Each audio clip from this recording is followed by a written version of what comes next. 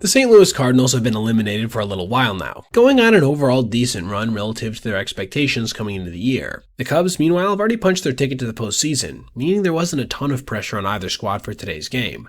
But that didn't mean there wouldn't be some controversy, as Cardinals manager Ollie Marmol did something that has to be one of the most petty Bush League things I've ever seen. Shout out as well to Jackson Oros for emailing me about this play.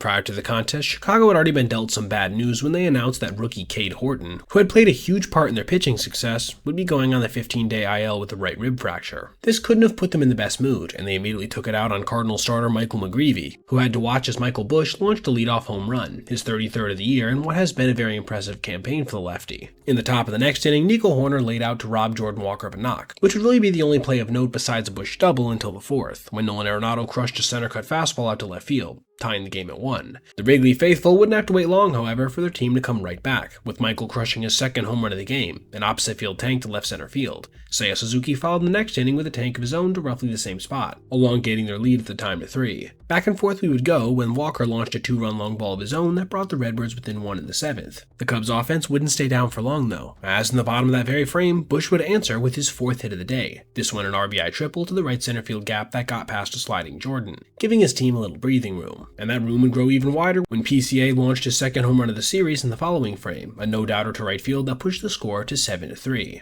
This brings us to the play I alluded to in the intro, when, as the Cubs broadcast was discussing how Busch had become the first player with a double, triple, and 2 home runs at Wrigley since Johnny Mize, Marmol signaled for Busch to take his base intentionally, with a cycle on the line. Sure, there was a runner on third at the time with 2 outs, but in a 7-3 game, this just left a sour taste in my mouth personally. Now, I'm not saying you should groove him a pitch or something, but to not even give him a chance to earn it? In fact, to not challenge your pitcher to be better than him? That's just downright classless in my opinion, and more than likely only done out of pettiness for a division rival. The Cubs would indeed end up taking this one by a final score of 7-3 after Brad Keller struck out Nathan Church to end the ballgame, but I'm pretty sure all anyone's going to remember from this contest was the dominance of Busch and the smallness of Marmol.